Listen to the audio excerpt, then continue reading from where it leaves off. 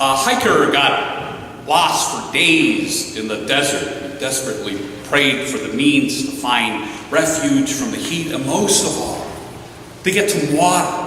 And suddenly he came across a vendor in the middle of the desert and cried out, "Thank God I found you. I'm in dire need of water."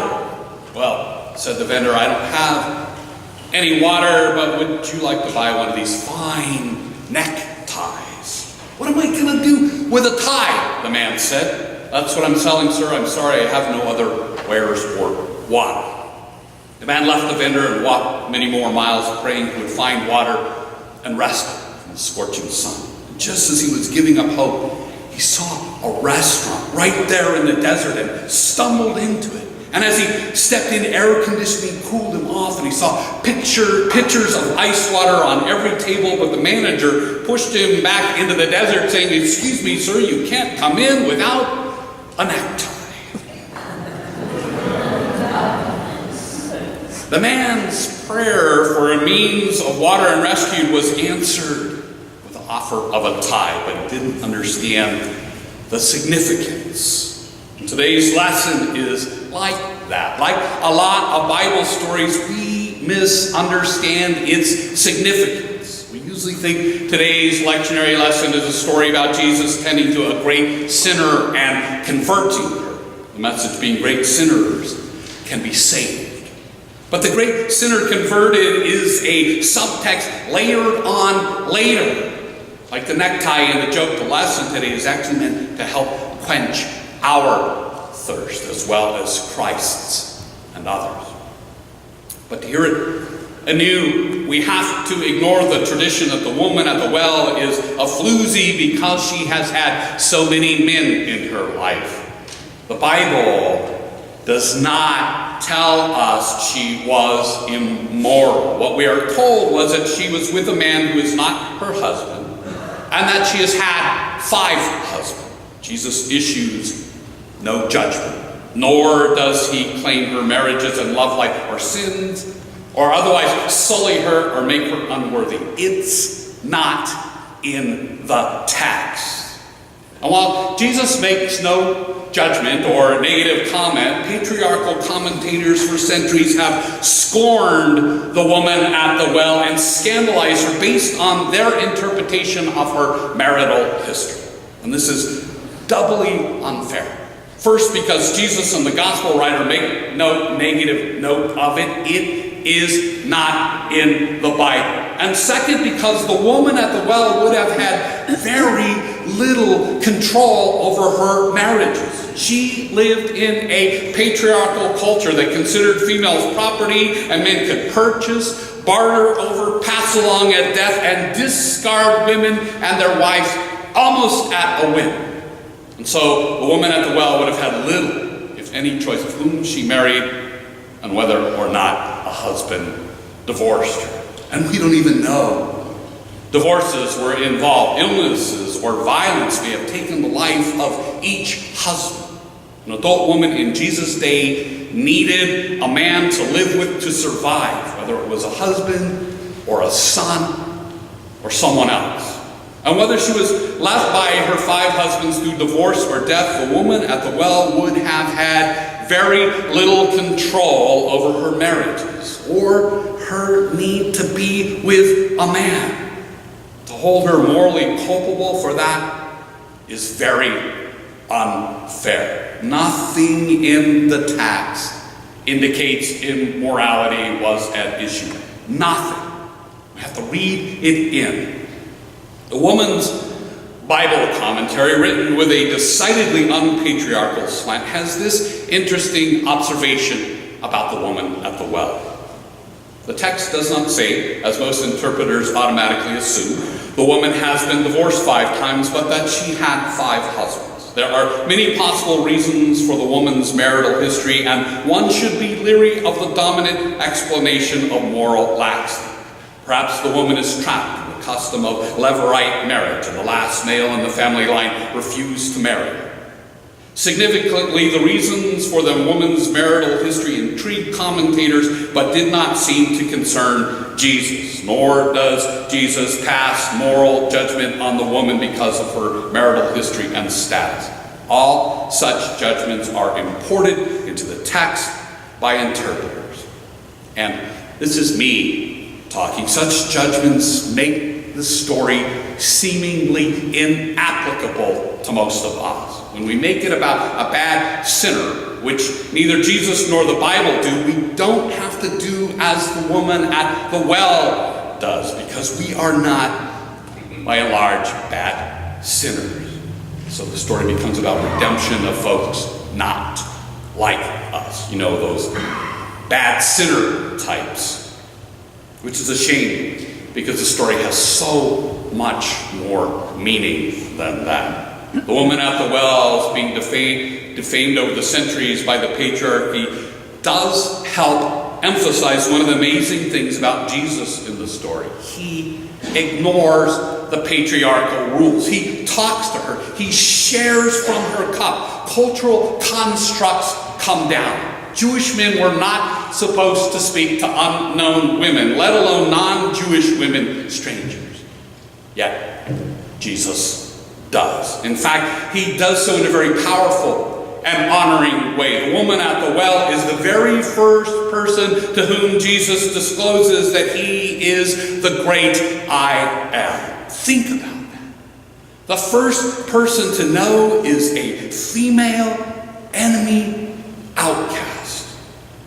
Jesus is remarkable for talking to a woman when he was not supposed to. And then he includes her into his circle. She becomes an apostle, and also the first to hear he is the great I am.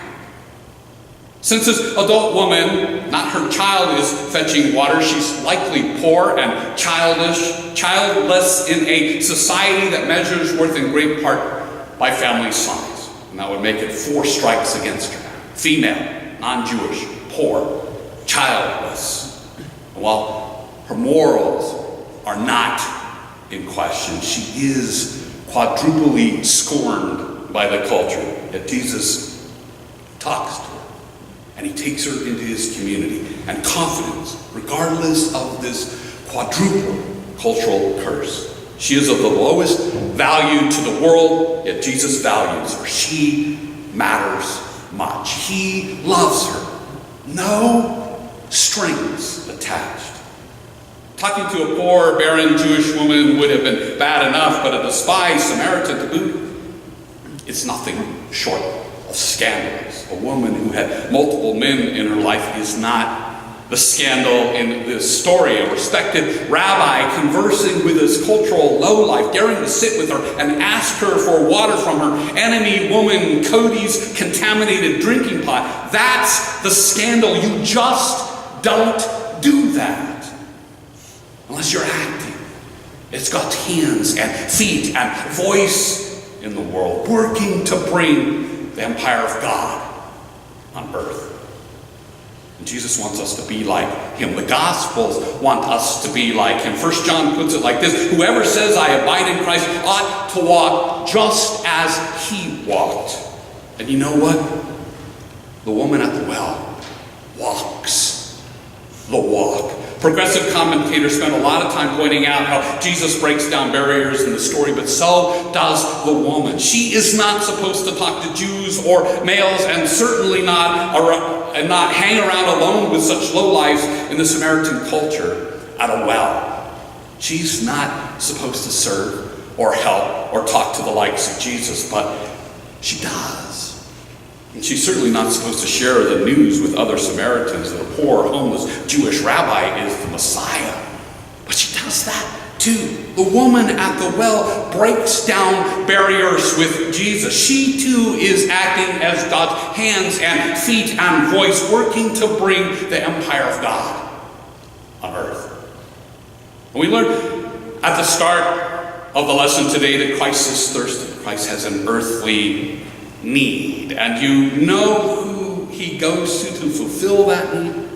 A cultural outcast, a nobody, an enemy, a woman at the well. We can hear a thirsty Jesus sitting at the well in the heat of the midday as more than Jesus needing water for his human body. We can hear it as a metaphor for Christ leading us, any of us, to be willing to break down cultural barriers, to stop and listen even when we think we're not supposed to hear the gospel and carry it to others, spreading its living waters around the world.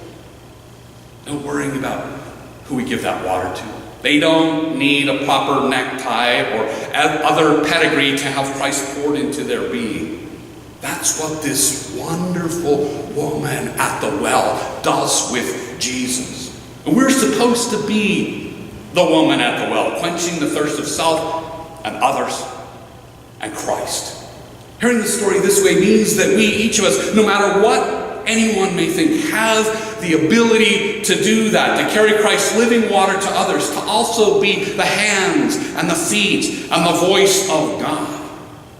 We, you, and we can, like the woman at the well, provide a vessel, us, to carry the living water of Christ around and quench a whole lot of spiritual thirst in the world. And did you notice in the story that the woman at the well leaves her water jug when she runs off to spread the good news? She herself is now the vessel full of Christ's living water. It's just as Jesus told her, those who drink of the water that I will give them will never be thirsty. The water I will give them will become in them a spring of water gushing up to eternal life. The woman at the well wants that water. And she gets it. Her spiritual thirst is quenched, and so she runs off, telling others, bringing the gushing spring of that living water throughout Samaria. Her efforts bring others to the living waters of Christ. Those whose thirst is quenched from the woman at the well's vessel get the same living water she got, Christ, God incarnate in their lives. She gives them the means through Christ to save themselves from the lesser being they might have been without the living water. Well, in this way of hearing the story, we know the woman at the well not as a sinner, but as a disciple and apostle, one who helps quench the thirst of Christ for humans. She stopped and she listened when she wasn't supposed to. She heard and she embraced the gospel and carried it to others, spreading its living waters around. Once the woman's own thirst is quenched, she's so excited she shares the news with everyone that she could. The woman at the well reminds me of this modern Jewish parable.